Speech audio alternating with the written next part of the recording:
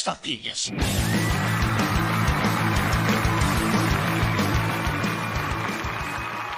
Cavalheiros e brutamontes, donzelas e desdonzeladas que me escutam, um dia histórico. Os deuses do MMA estão congelados neste exato instante. Bom, eu sou Fabiano Rampazzo, pisando pela primeira vez no octógono de 3 tapinhas, o podcast menos humilde da internet brasileira. Pega mal, eu sei que pega mal falar que a gente não é humilde, as pessoas têm que ser humildes, a gente tem que ser humilde, mas calma lá. Cavalheiro e brutamonte, donzela e desdonzelada, coloque-se no meu lugar. Coloque-se no meu lugar. Você seria humilde? Você conseguiria exalar humildade se você estivesse do lado dessas 2 beldades da cobertura do MMA no Brasil como eu estou? Não dá, não tem como. Eu olho para o lado direito e vejo um brontossauro. Olho para o lado esquerdo, vejo um tiranossauro rex. Não tem como ser humilde. De quem que eu estou falando? Vocês estão preparados para ouvir a apresentação desses 2 ícones que junto comigo perfazem os 3 tapinhas? Vou apresentar um de cada vez. Seria demais para a garganta de vocês os 2 de uma vez só. Começando aqui do meu lado direito, ele, que a gente resgatou das profundezas do round extra, que estava lá, enclausurado, triste, nas cavernas do Canadá. A gente foi lá e puxou ele pelos cabelos, pelas longas melenas.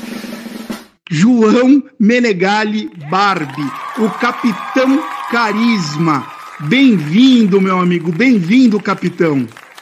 Senhoras e senhores, é um prazer estar aqui, é um prazer estar de volta, porque eu tento deixar o MMA não deixa que eu o deixe. Entendem como que funciona a coisa? É uma paixão, assim, absurda. Eu amo demais esse esporte e esse esporte não me deixa em paz. Ainda existe muita coisa neste mundo que eu tenho para reclamar, ainda existem muitas lutas que eu tenho que analisar.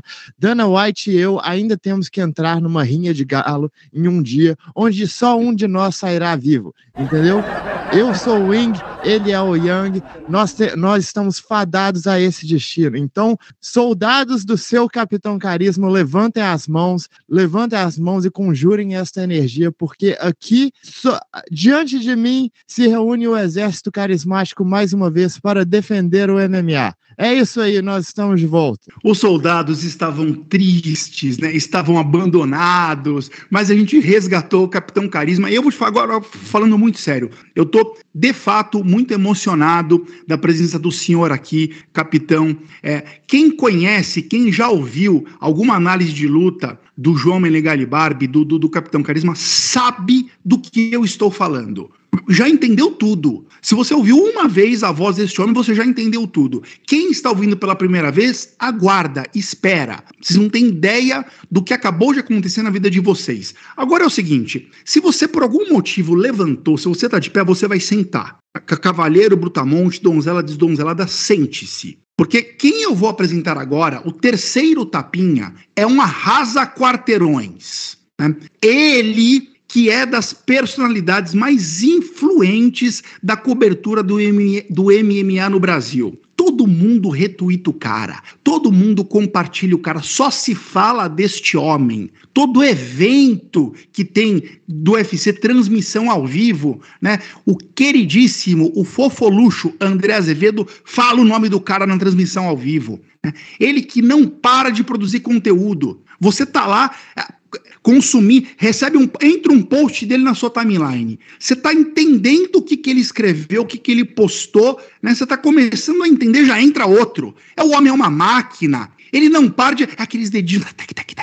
Ele fica lá escrevendo e postando e apurando. E o tempo todo é ele que dá primeiro as informações precisas. Eu, durante anos, me guiei por este homem e hoje ele tá aqui do meu lado. De quem que eu estou falando? Igor Meloto, do MMA Meloto. Se você está ouvindo esse podcast, você já segue o MMA Meloto. Não tem como. Não tem como não seguir. Ele existe. Igor Meloto, do MMA Meloto, ele fala. Eu cheguei a achar que ele era mudo. Em dado momento eu falei, esse cara é mudo, ele não fala. Mas ele fala. Meloto, você tem voz. Prove que você tem voz. Solte a sua voz. Mostre a sua voz para o mundo, Meloto. Salve, galera. Tenho voz sim, com certeza. Obrigado pela recepção. Uma grande homenagem, né? Então, desculpe a minha voz, tô um pouco meio gripado, já tenho asma, né? O pó da casa aqui também, né? Entuba logo, né? De vez esse cara. Mas obrigado aí pela moral. Tamo junto aí nesse projeto. E é isso aí. Esperem o inesperado. Pode vir com asma, pode vir com pigarro de pó. É a voz do MMA Meloto nos Três Tapinhas. Aí, desculpa, eu preciso voltar pro início da abertura. Dá pra ser humilde do lado do Capitão Carisma e do MMA Meloto? Não dá, não tem como. Três Tapinhas é oficialmente o canal menos humilde da internet brasileira. E eu vou fazer uma primeira edição de Três Tapinhas e eu vou ser um canalha. Eu vou ser um canalha na primeira edição. Vou explicar por quê. No final deste episódio, no final deste programa, eu vou soltar uma bomba. Né? Eu acho isso uma canalice, né? Jogando uma isca lá no fim para fazer nego ficar uma hora ouvindo a gente falar aqui só para ouvir a bomba do Rampazzo, pois eu estou fazendo esta canalice. Estou, né? Em minha defesa, eu devo dizer que até a hora da bomba vocês vão se divertir e aprender muito também, né? Não é que a gente vai ficar aqui dando receita de bolo, mas tem uma bomba que vai explodir no final deste episódio, uma bomba que envolve outros canais de MMA. Os outros canais que você escuta, que você assiste, né? Eu tenho uma bomba sobre eles e um pedido que envolve esses canais para fazer para você. Então se prepara. Bom, Barbie já deu as boas-vindas, Meloto já deu as boas-vindas. Vocês estão emocionados? Você está nervoso, Barbie? Primeira edição. Como é que você está se sentindo? Conta para mim, por favor. Meu amigo, eu nasci para isso.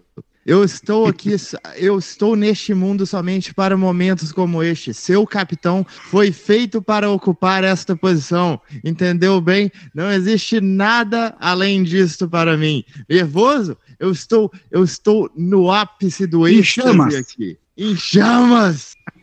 Tá vendo? Não, humildade passou longe aqui, meus amigos. Ô Meloto, você sabe, né?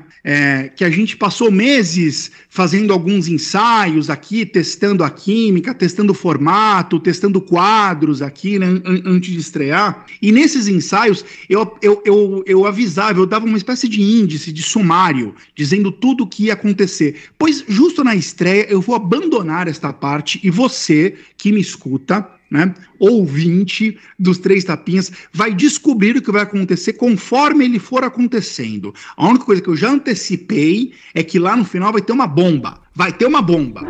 Então, a gente estreia, né, o nosso Três Tapinhas com um quadro que esse sim está sedimentado, ratificado aqui, e que a gente vai repetir nas próximas edições, que é o espinho na garganta. Né? O espinho na garganta é aquela coisa que ficou entalado na garganta de nós três, referente a um evento passado. Alguma coisa que ficou mal resolvida. Que não dá pra gente olhar pro UFC Fight Night São Paulo, né, do Malhadinho contra o Derrick Lewis, sem tirar esse espinho da garganta.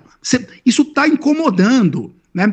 E esse espinho na garganta, ele refere-se sempre ou a um evento passado ou a algo importante que aconteceu na semana. Mas para a gente iniciar de alma lavada, precisamos remover esse osso de peixe da garganta. Ô Meloto, comece por você. Qual que é o seu espinho que está entalado aí e que está deixando a tua voz rouca? Bom, no último final de semana, a gente não teve o UFC, mas a gente teve algumas lutas que chamaram muito a atenção, né, do mundo do MMA, incluindo Francis Ngannou contra Tyson Fury.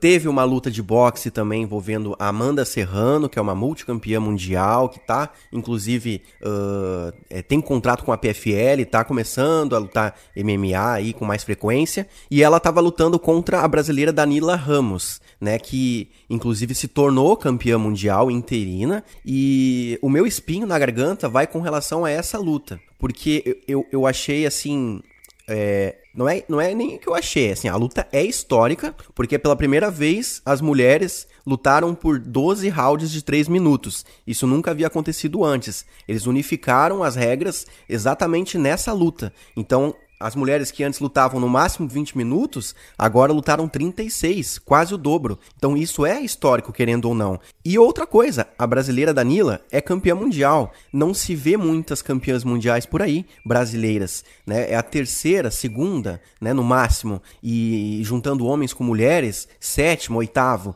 Então, o que eu achei que não foi legal? As emissoras abandonaram, não deram atenção para isso. E o discurso, inclusive, vai completamente oposto a isso, porque com as lutas de influencers que estão cada vez mais acontecendo, né, estão dando espaço para influencers, beleza, pode dar, não tem problema nenhum.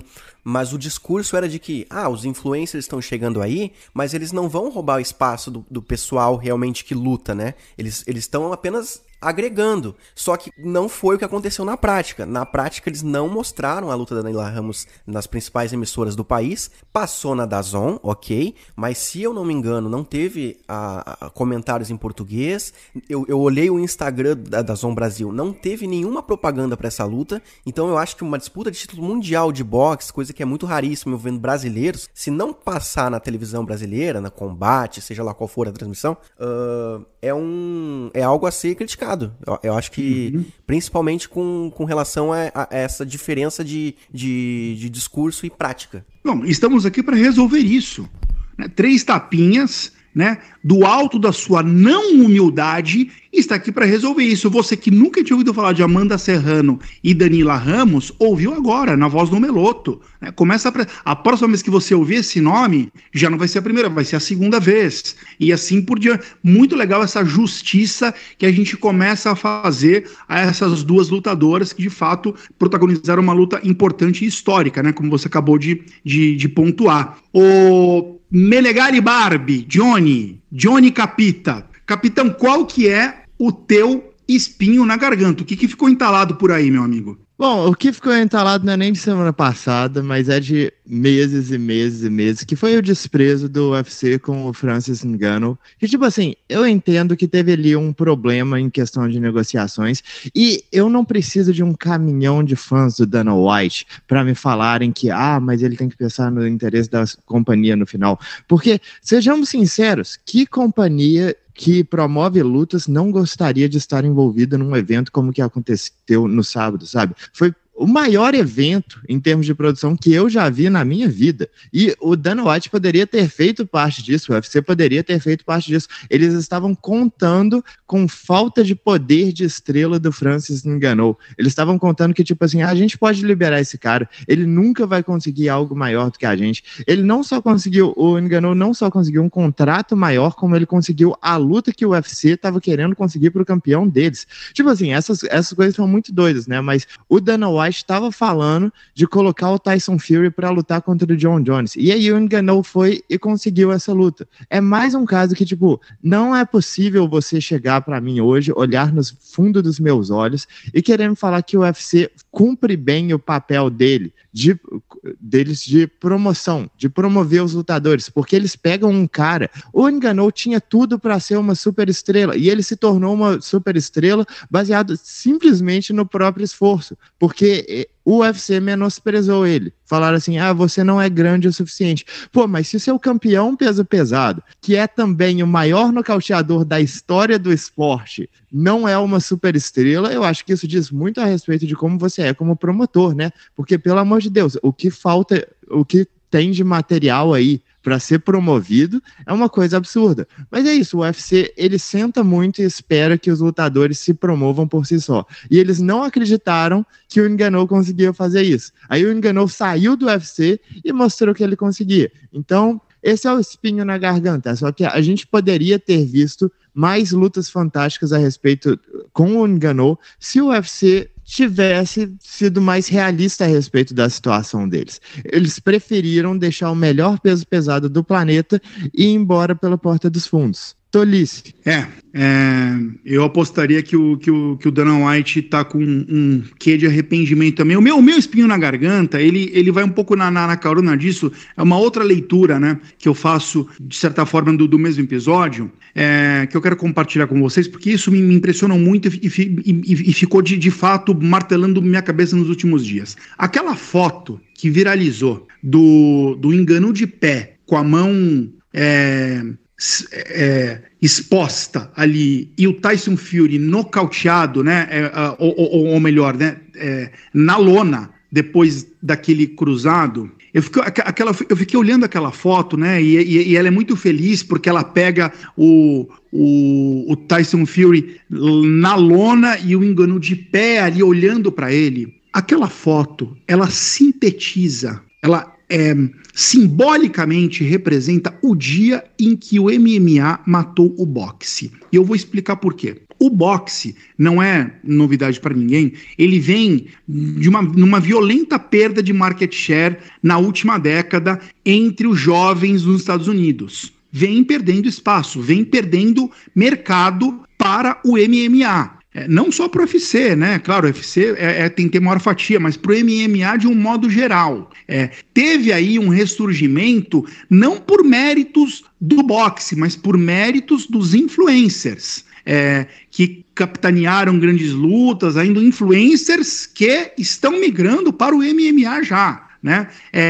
Então já tem essa conjuntura, esse cenário de um esporte clássico, né? A nobre arte, né? Que todos nós amamos. Eu tenho muitas memórias afetivas com o boxe, de quando eu era criança, assistindo com meu pai e tudo, mas é um esporte que já vem fenecendo ante o crescimento do MMA. Isso vem acontecendo vertiginosamente. E aí, meu amigo, vem um campeão do MMA e deita um possível GOAT do boxe nas regras do boxe. Pelo amor de Deus, cara.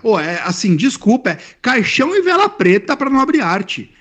E se você não acredita no que eu tô falando, o futuro vai provar. Eu acho bem difícil discordar disso, para falar a verdade, né? Porque é isso, até quando teve a luta do Conor contra o Floyd, que era uma coisa que era muito tomada, tipo assim, que se o MMA vencer, ele matou o boxe. Mas o Floyd, e olha só, essa era uma luta que era para ser desnivelada e ela foi desnivelada a todo momento. O Floyd realmente não correu riscos, lutou como quis, nocauteou o Conor. E lembrando que o Floyd era um cara aposentado já há muitos anos, 40 e tantos anos de idade. O Tyson Fury é um campeão mundial, considerado um dos melhores lutadores da atualidade, no seu auge. Ele, na verdade, é uns 4 anos mais novo do que o Ngannou. O Ngannou começou a lutar boxe tem 6 meses, cara. Isso realmente é uma parada absurda. É surreal o que aconteceu. E eu concordo com você, eu acho que tem uma perda absoluta de moral do boxe. Imagina só, porque um boxeador vir pro MMA e nocautear um campeão do MMA, a gente tem pra nós que pelo menos em um departamento do MMA, o boxeador é superior ao lutador de MMA, que é no uso das mãos, na parte da trocação de mãos mesmo. Mas só que um cara do MMA ir pro boxe, qual que é a chance que a gente dá pra esse cara, sabe? Basicamente capitão, nenhuma. Aquilo que aconteceu não era para ter acontecido. De jeito nenhum. Não tinha como acontecer. Não estou falando só do cruzado que pegou bem e derrubou e tudo, mas aquele equilíbrio não fez sentido. Foi contranatural. Aquilo não era aquilo para mim foi de fato a pá de cal na derrocada do boxe ante o crescimento do MMA. Agora vamos olhar para frente e voltarmos a falar exclusivamente de MMA, porque, poxa, finalmente voltamos a ter um evento no Brasil, o UFC Fight Night São Paulo, né? Jailton Almeida, mais conhecido carinhosamente por nós que somos íntimos de Malhadinho, Jailton Malhadinho, contra a besta, né? Derrick Lewis. A gente começa aqui em 3 tapinhas. A gente vai falar, né, nós 3, vamos falar sempre do card preliminar e do card principal. Mas por uma inversão meio maluca, a gente começa falando do card principal e não do card preliminar. Ô Meloto, posso ler o card principal aqui? Fica à vontade. Vamos lá então. Vamos lá. Começa com Ismael Bonfim, né, luta no peso leve, né, o card principal. Aliás, o card principal que tem previsão para começar pontualmente às 10 horas da noite, com transmissão pela Band, né? Vai chover, então. Band transmitindo um evento, vai chover em São Paulo. O Ismael Bonfim, vamos lá, Meloto, você que não deixa passar nada, é o marreta ou é o marretinha? É o marreta. É o marreta. É o peso leve, o marreta. E o meio médio é o marretinha, né? O maior é o marretinha, o menor é o marreta. Muito bem, faz todo sentido. O Ismael Bonfim, o marreta, pega o Vin Pickel. Pronunciei certo, Meloto? É isso aí. Vink Pickel, o americano Vink Pickel, que também lembra, né, os mais velhos como eu vão lembrar do Magnum, uma série americana que era o Tom Selleck que fazia. É o bigode do Magnum. Na sequência tem o Rodolfo Vieira, né, aquele lutador que deixa a gente sobressaltado, né? Todos nós gostamos dele, mas as lutas trazem sempre emoção, contra o Armen Petrosian. Depois um prospecto que vem brandindo a espada aí, né? O Caio Borralho contra o Abus Magomedov. Na sequência, temos o Rodrigo Nascimento, né? O Zé Colmé. Gostaram dessa? Fiquei guardando essa piadinha. Oh, meu Deus. Rodrigo Zé Colmé Nascimento contra o Donteio Meios, né? Luta valendo pelo peso pesado, né? Então é uma luta que já conversa com o main event.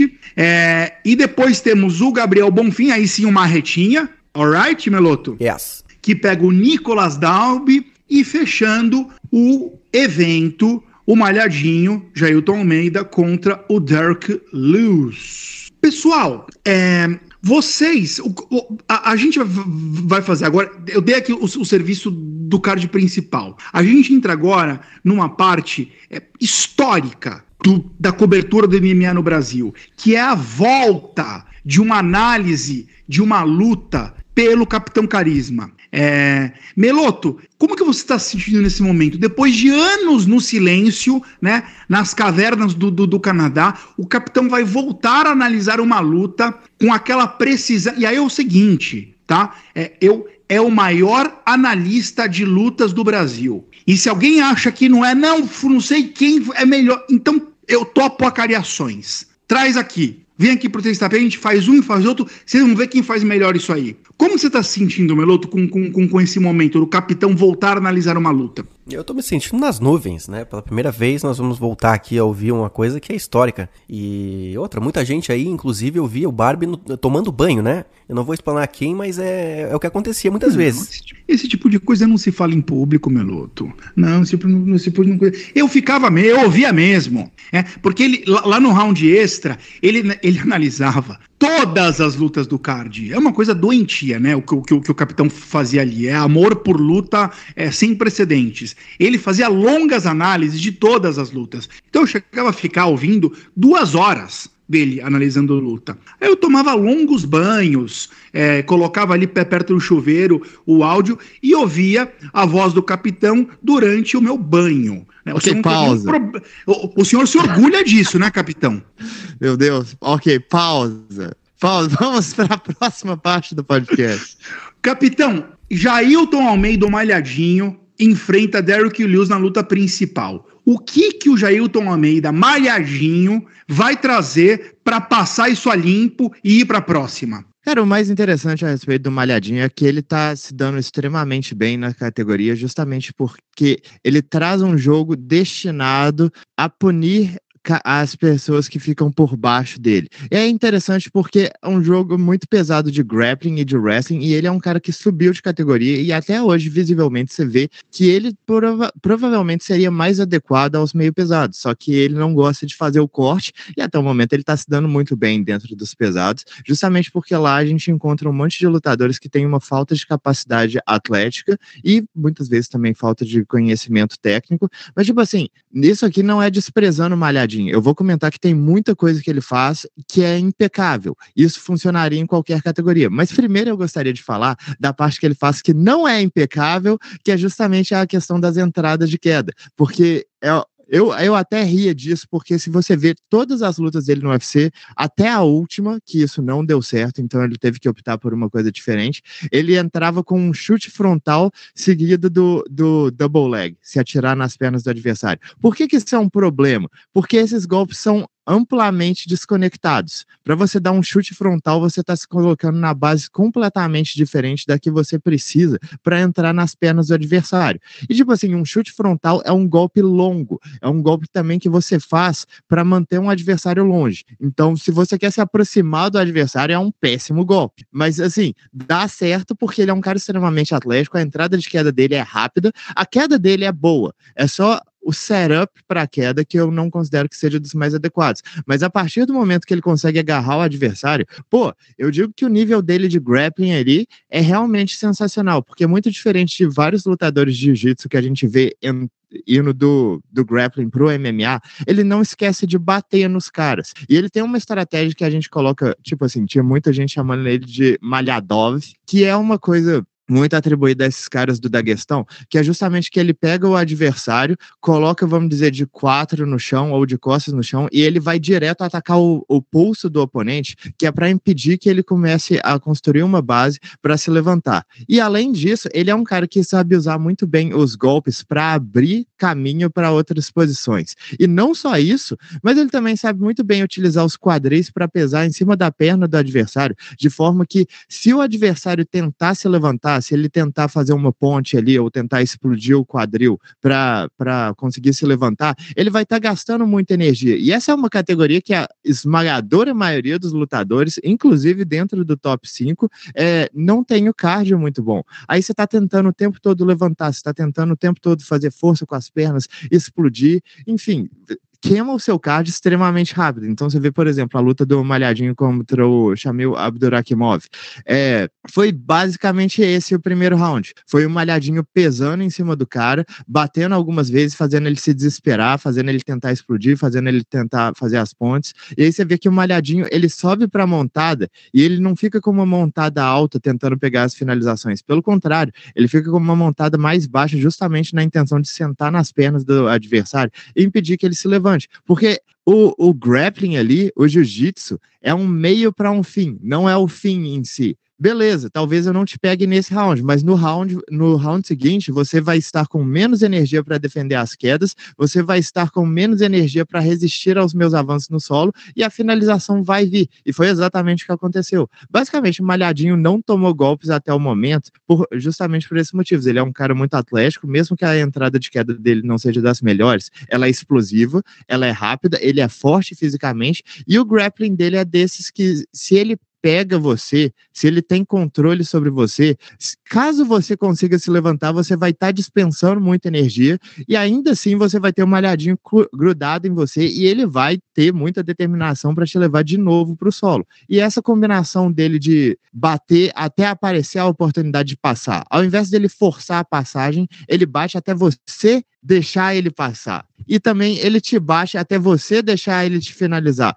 Basicamente, o adversário está concedendo coisas o tempo todo. É isso que faz o jogo do Malhadinho ser tão assustador. Ele força o oponente ao erro através dos golpes. E aí, quando o erro aparece, é quando o grappling impecável dele entra em prática. Ah, capitão, que saudade de uma análise das armas, das valências de um lutador com essa precisão cristalina que só... Vocês perceberam que vocês acabaram de ter um seminário sobre o Malhadinho? Em poucos minutos o capitão catequizou todos nós sobre as valências e os gaps do Jailton Malhadinho. E o Derrick Lewis, capitão, o que você tem para falar sobre ele, né? Traga aí também um breve seminário para a gente entender quem é a besta. Bom, eu vou dizer que o Derrick Lewis é quase o oposto do Malhadinho em termos de grappling, que basicamente o que ele faz é utilizar toda a explosão física que ele tem para se levantar a todo custo. Inclusive tem um meme a respeito do Derrick Lewis, que é aquela coisa de que jiu-jitsu não funciona contra ele, porque muitas vezes, sabe, aquela coisa que você vê leigos falando que tipo, mas bicho, é só você se levantar.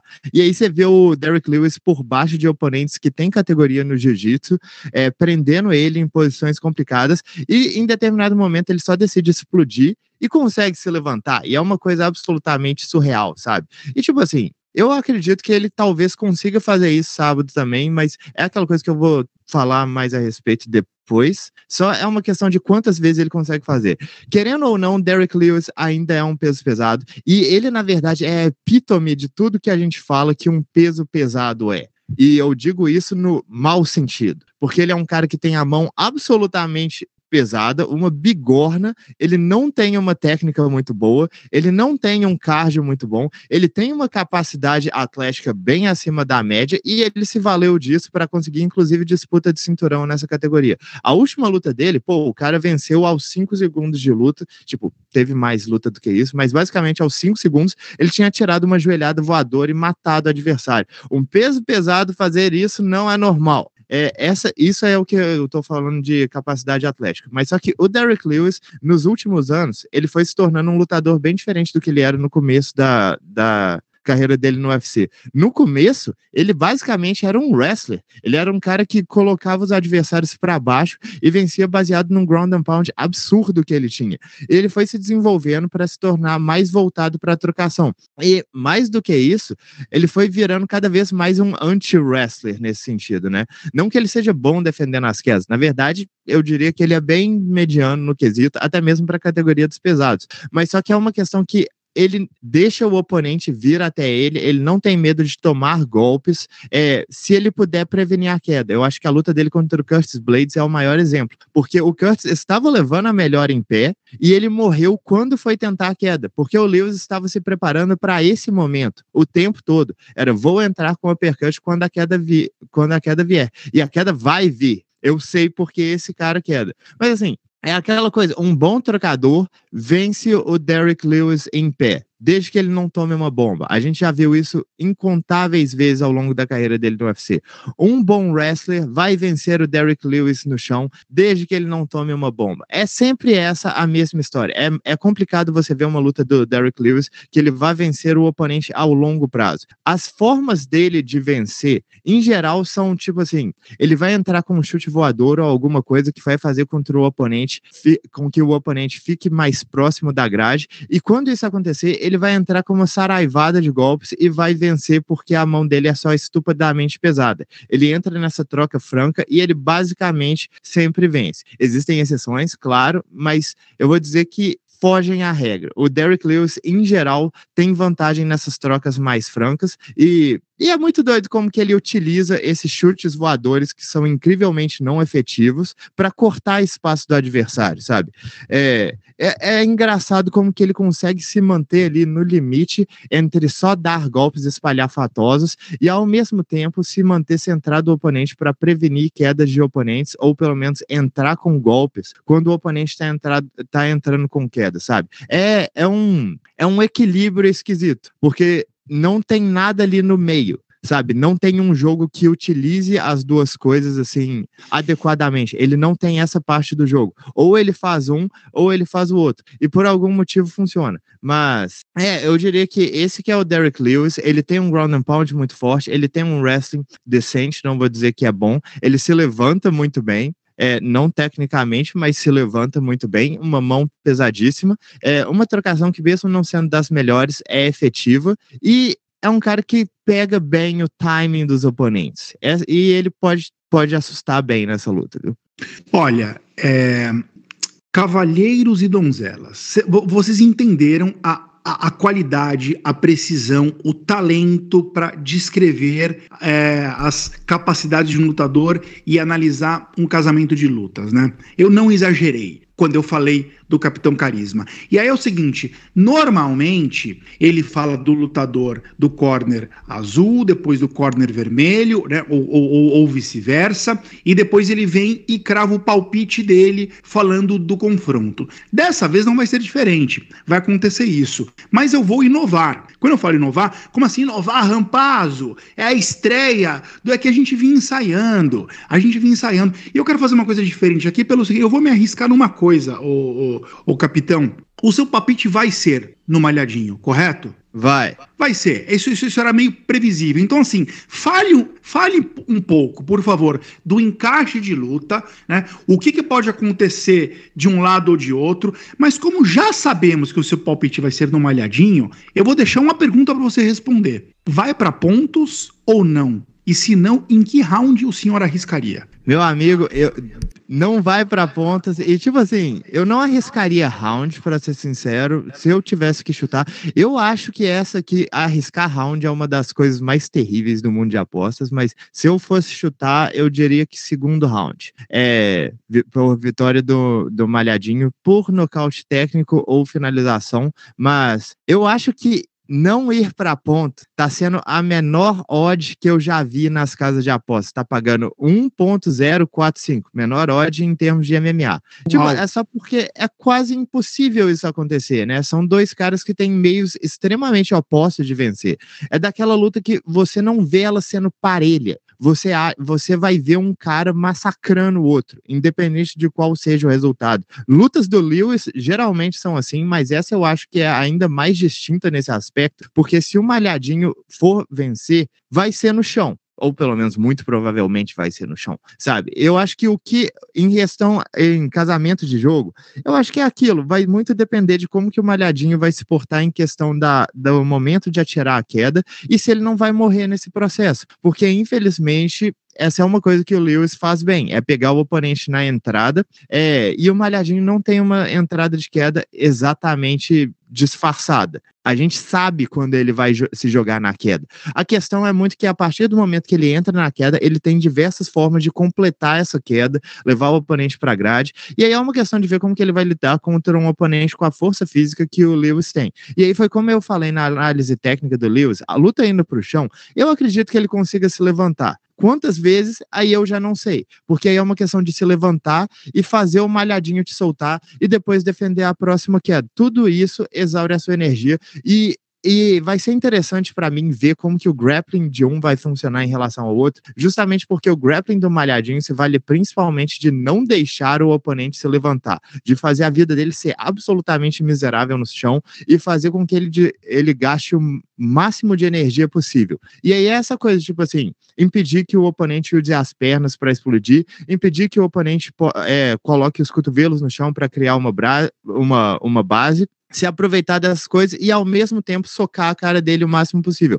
Todas essas coisas vão fazer a vida do Lewis, tentando se levantar, a mais miserável possível. E aí, se ele por acaso conseguir se levantar, ele vai ter dispensado muita energia. Esse é o processo do Malhadinho em toda luta e muito provavelmente não vai mudar nessa luta. O que eu pediria pro Malhadinho, se eu pudesse, é só que ele pudesse ser mais criativo em relação a como que as entradas de queda dele funcionam. Eu acho que esse é o meu maior problema em relação ao jogo dele, porque, por exemplo, se ele fosse lutar contra o Curtis Blades, que era a luta original, esse é um casamento muito complicado para ele, porque eu não vejo as entradas de queda dele funcionando contra um cara com um nível de wrestling que o Blades traz. Novamente, não é porque as quedas são ruins, é porque as entradas são ruins. E se você defende a entrada, o que adianta você ser bom no resto todo? Tem um ditado aqui no mundo da luta que é: distância mata tudo. E se você vê da distância o seu oponente tentando entrar nas suas pernas, você vai defender, ou pelo menos vai dar um passo para trás, sair do caminho e fazer o seu oponente parecer completamente estúpido. É esse o tipo de coisa que eu acho que pode começar a acontecer com o Malhadinho quando ele começar a subir mais o nível do oponente.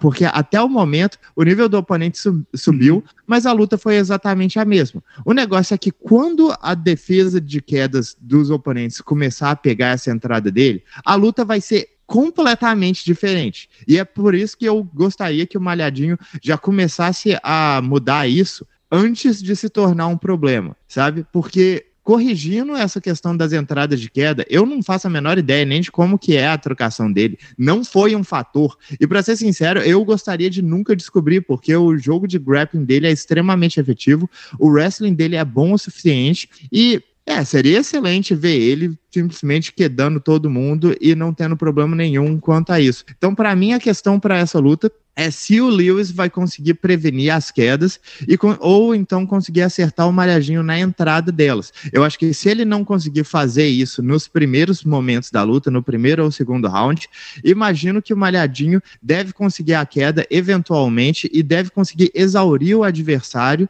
bem rápido. Eu acho que isso deve acontecer bem rápido. Maravilha, maravilha, maravilha. Você comentou aí da luta que caiu, né? Que era contra o Curtis Blades. Ô Meloto, me dá a sua opinião pessoal. Você pessoalmente preferiria assistir na luta principal do UFC São Paulo, Malhadinho contra Lewis ou contra Blades?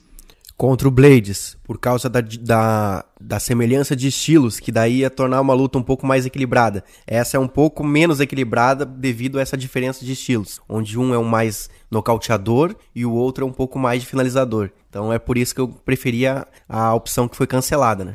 Muito bem, eu penso como um senhor, fiquei triste quando o Blade saiu da luta.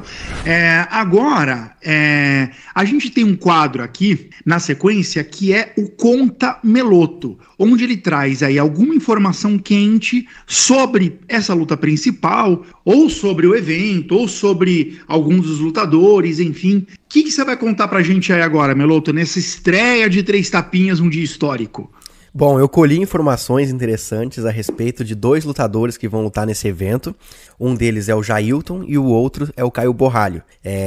Sobre declarações que eles deram durante a semana, e eu achei interessante trazer aqui pra vocês. O Malhadinho, ele disse que não mudou muito o plano de jogo dele com relação ao adversário anterior, né, o Blades, e ao Lewis. Ele vai buscar fazer a mesma coisa. Ele disse que sabe que o ponto forte do Lewis é a mão pesada, realmente, que ele tem que tomar muito cuidado na entrada de queda, porém, a movimentação estática do Lewis é um grande defeito que ele vai explorar, né? Fora o grappling defensivo mesmo do Lewis. Ele chegou a dizer que o Lewis é uma tartaruga de costas pro chão, então ele pretende seguir a mesma estratégia que vem dando certo nas últimas lutas, pois segundo ele, em time que tá ganhando não se mexe. Outra coisa que ele falou é que ele já tem nomes em mente, inclusive para desafiar após a luta. E um desses nomes ele revelou ao Guilherme Cruz, no Trocação Franca, que é o Cyril Gane, o cara que ele quer desafiar após a luta contra o Derrick Lewis. Outra informação agora, aí seria sobre o Caio Borralho. Ele também falou sobre a próxima luta dele e da diferença de estratégia que pode ter, né,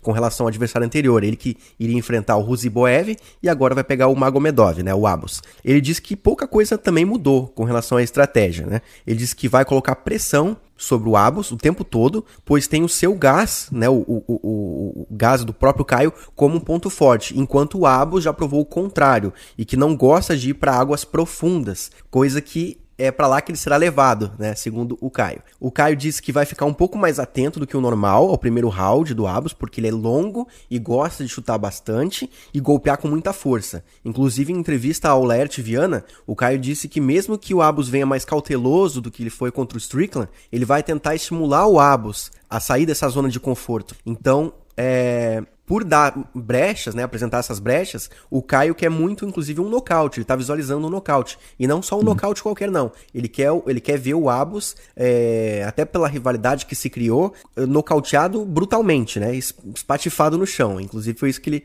ele falou. E depois da luta, não quer enfrentar um top 15. Ele quer enfrentar um top 10, um top 5. Ele já quer ir pras cabeças. Ele disse que o próximo alvo que ele vai tentar desafiar é o Jack Hermanson, que está um tempo parado e é o número 8 da categoria. Então esse é o alvo dele. E além disso, o Caio prevê que até 2025 ele vai disputar o cinturão do UFC. Ele acredita que em 2025 vai ser o ano que ele vai se tornar campeão.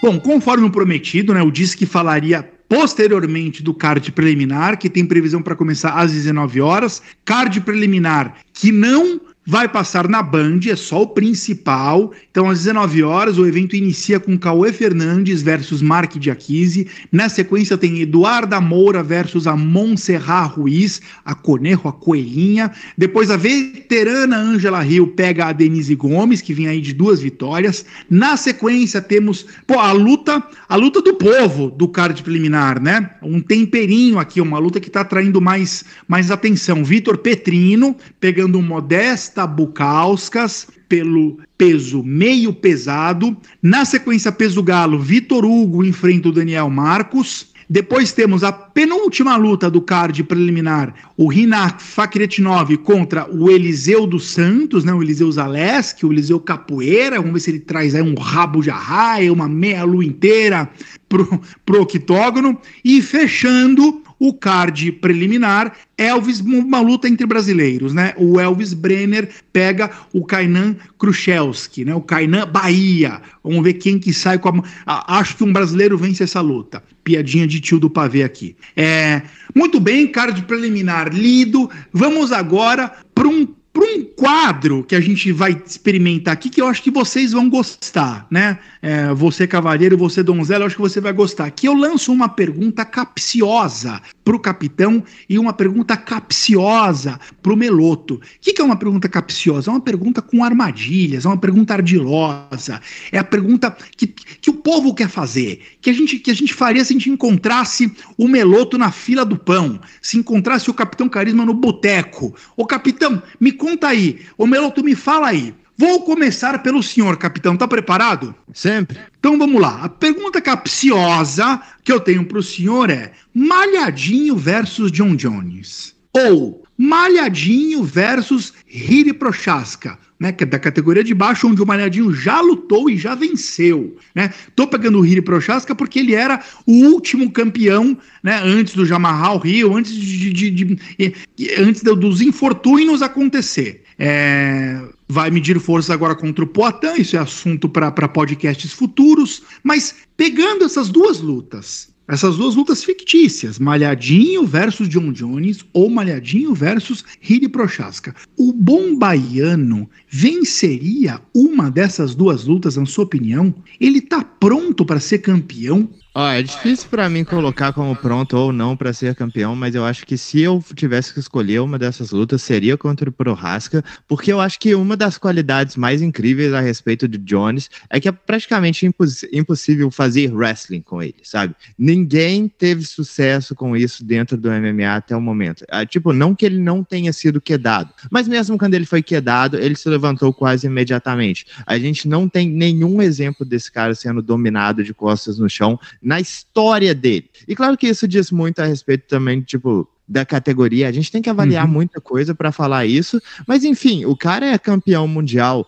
há 10 anos e não tem um exemplo dele sendo dominado de costas pro chão. Bicho, essa é uma parada extremamente assustadora, sabe? O Prochazka, a gente tem muitos exemplos, inclusive na última luta dele, que ele foi colocado para baixo pelo Glover múltiplas vezes, foi dominado no chão, foi quase finalizado múltiplas vezes. Beleza, ele tem um nível de solo muito bom, mas só que em relação ao John Jones, bicho, não é nem questão de quem é melhor no grappling, mas é basicamente impossível você utilizar o wrestling e controle posicional contra o Jones de uma forma efetiva. Contra o Prochazka, não só é mais fácil fazer isso, mas como ele também dá mais oportunidades. Tipo, metade das quedas na luta contra o Glover ocorreram porque o Prochazka estava se jogando em cima dele. Joelhadas voadoras, socos voadores, um monte de golpes assim despretensiosos sem pensar nas consequências, que é uma coisa que não aconteceria contra o Jones. Então, eu acho que não é nenhuma questão de o Malhadinho estar pronto para ser campeão, mas eu acho que contra o Prochazka o jogo casa. Eu acho que seria uma luta boa para ele. Seria uma luta complicada, eu não quero dizer que seria fácil, mas seria uma luta boa. É um cara que naturalmente dá as aberturas que o Malhadinho precisa. Perfeito. Contra o Jones, complicadíssimo. Perfeito. Muito bom. Tirou minha curiosidade. Eu queria saber a sua opinião sobre... Vai que esses casamentos acontecem um dia, né? Meloto, vamos para a sua pergunta capciosa. Cara, é o seguinte, e essa pergunta ela tem tudo a ver com o meu tapinha na cara no final desse podcast. Qual luta você, se você pudesse se endividar, pedir dinheiro emprestado para um agiota para ir até São Paulo assistir esse evento em loco, que luta faria você fazer isso? Né? Pode ser a luta dos seus sonhos, desde que seja alguma coisa minimamente possível. Tipo, o UFC jamais faria, sei lá, Conor McGregor versus Islam Makhachev no Brasil.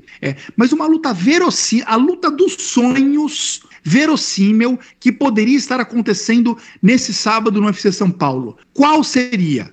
a luta que mais ia me chamar a atenção pra ir pra São Paulo, pra me endividar e tudo mais, tem que ter o Charles Oliveira. É em São Paulo, é na cidade dele, é no estado dele. Então, pra mim, tem que ter o Charles, é o principal expoente do Brasil hoje. Não vou pegar ninguém do passado, ninguém né? Tem que ser alguém de agora. E aí eu pensei de repente no Islam Makhachev, pensei também de repente no Justin Gaethje, mas eu acho que a luta que mais ia atrair mídia mesmo, que pra mim também seria muito bom, eu ia adorar, eu ia amar ver, seria contra o Conor McGregor.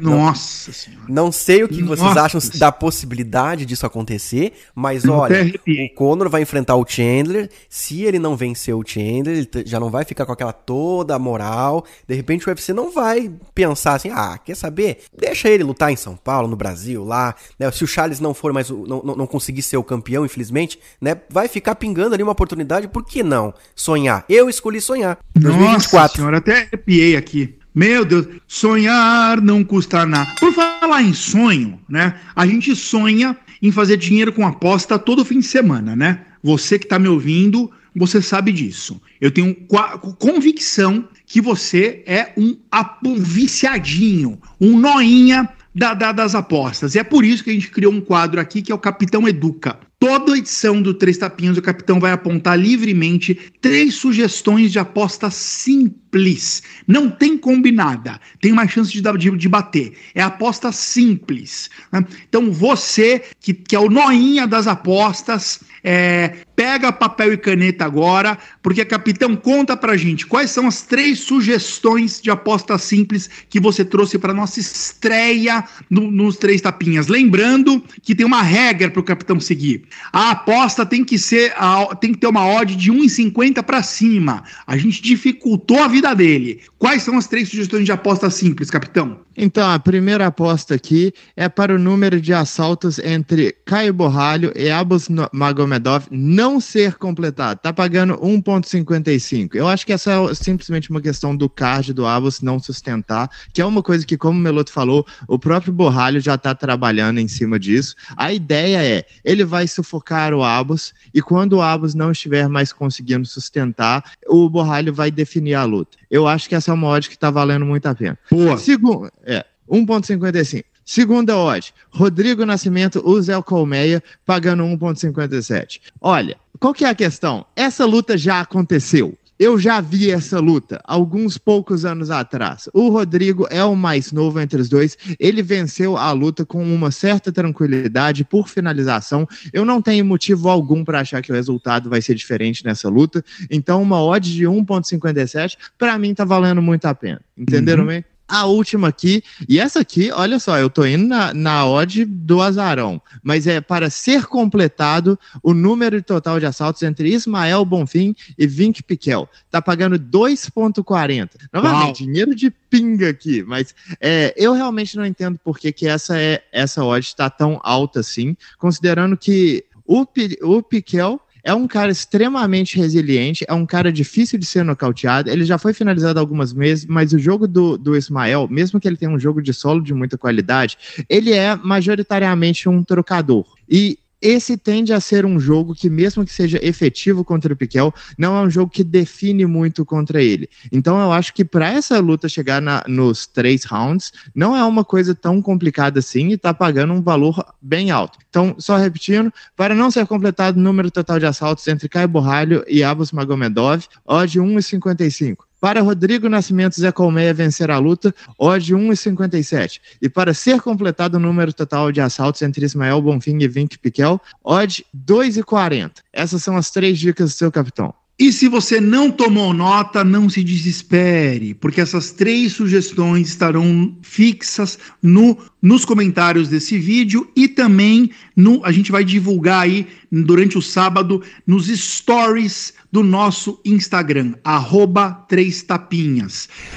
Baú do Meloto. Não deixa o capitão ouvir, mas esse é o meu quadro preferido desse podcast. Eu sou apaixonado pelo Baú do Meloto, né? Onde o Igor Meloto abre a caixa de Pandora do MMA, né? Vai lá nos arcabouços da história do MMA e traz alguma história da cabeça dele. O que você vai trazer nessa estreia do seu baú, Meloto? Dessa vez, né, em homenagem ao UFC São Paulo, eu trouxe aqui 10 grandes lutas que aconteceram no UFC São Paulo, né, na cidade de São Paulo, e que talvez vocês não lembravam. Algumas são mais óbvias, outras nem tanto. A primeira delas, 1998, voltamos um pouquinho no tempo, Vitor Belfort contra Vanderlei Silva. Como não lembrar daquele meteoro de Pegasus, hein? Segunda luta, 2013, novamente, Vitor Belfort contra Michael Bisping, né?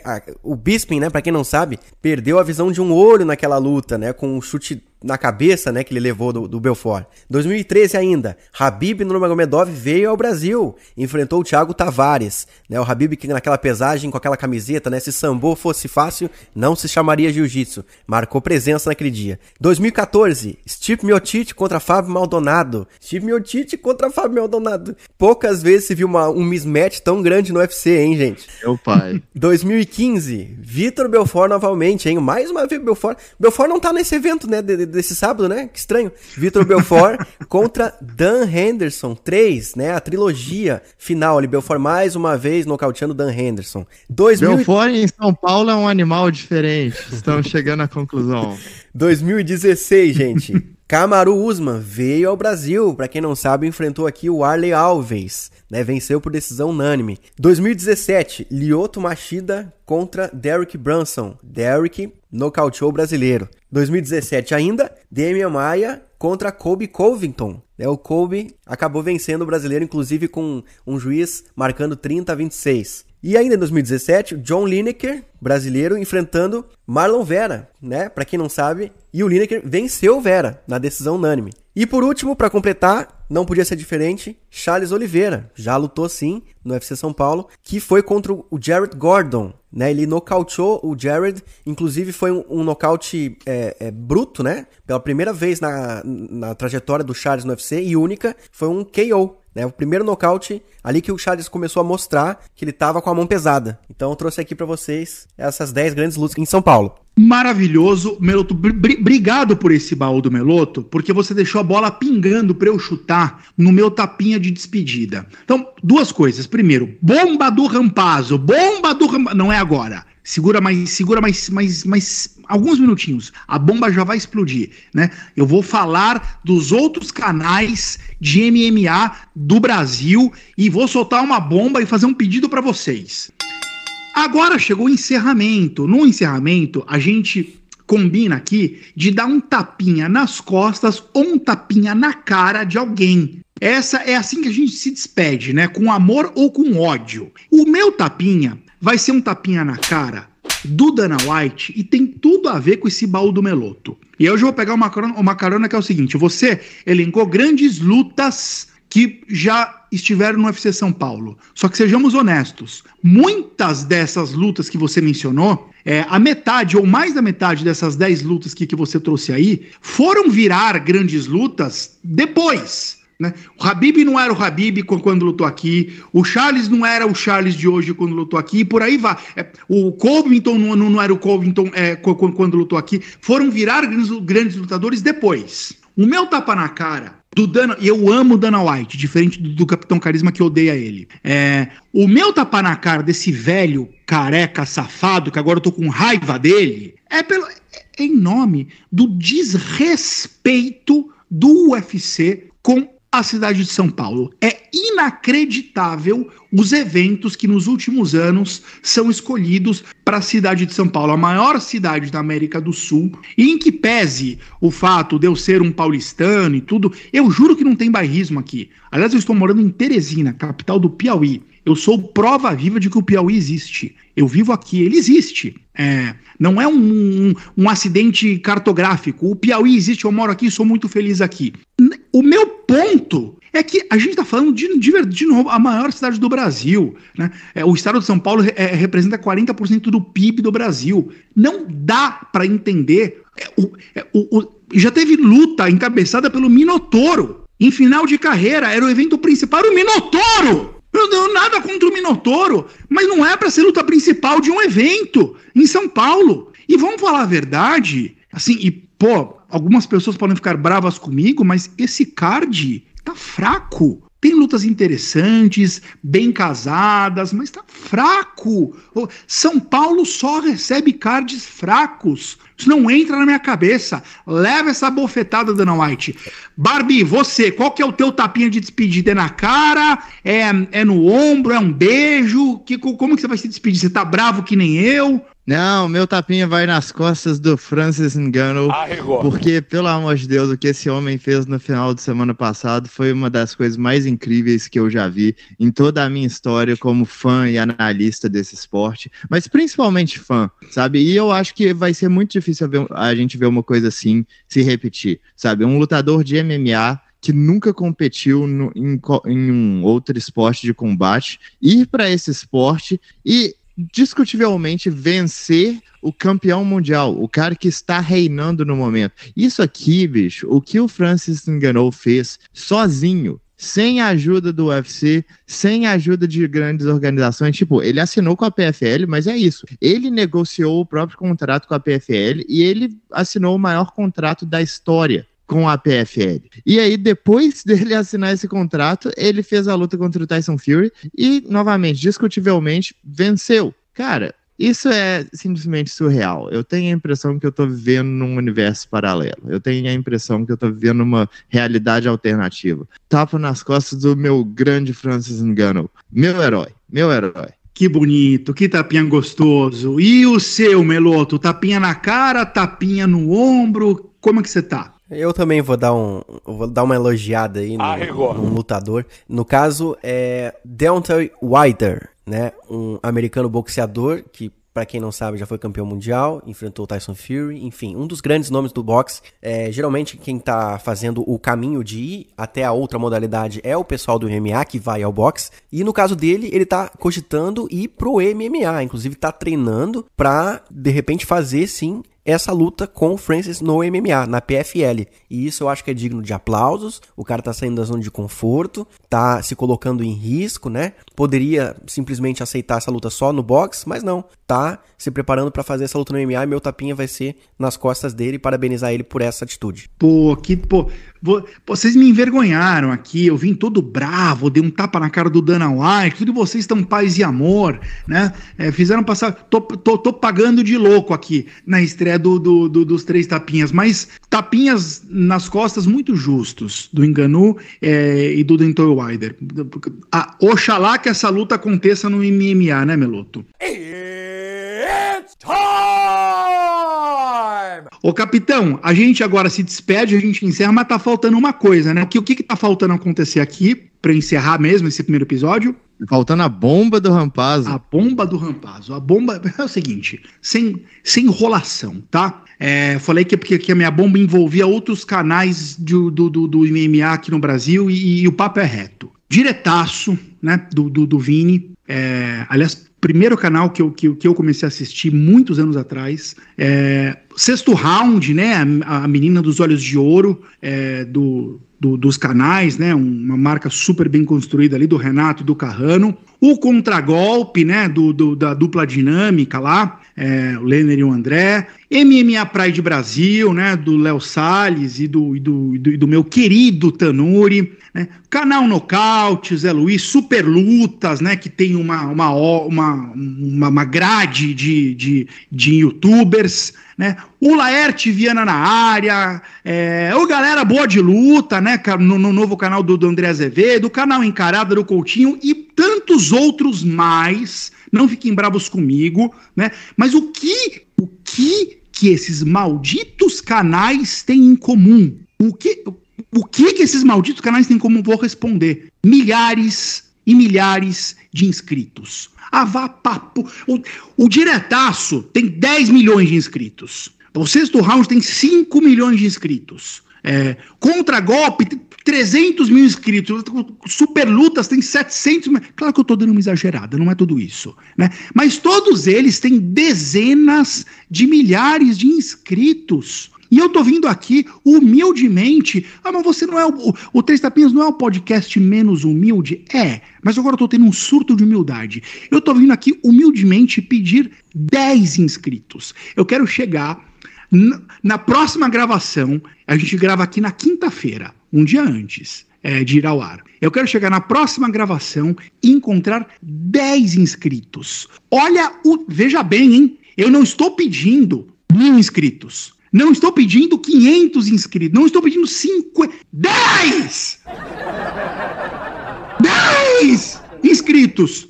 Já tem 3, que é eu, o Meloto e o Barbie. Terminando aqui, eu vou ligar para minha mãe. Vai ter 4. Só mais 6. 10 inscritos. Por favor. Não estou pedindo muito, né? Olha o que esses canais estão fazendo com a gente. De Sexto Round, Diretaço, Super Lodo, No Capo, por aí vem minha parte de Brasil. Laerte Viana na área e galera boa de luta do André começou ontem. Os caras começaram ontem, tem mais de 100 mil. Eu nunca vi isso. Eu só quero 10 inscritos. 10. E vou mais.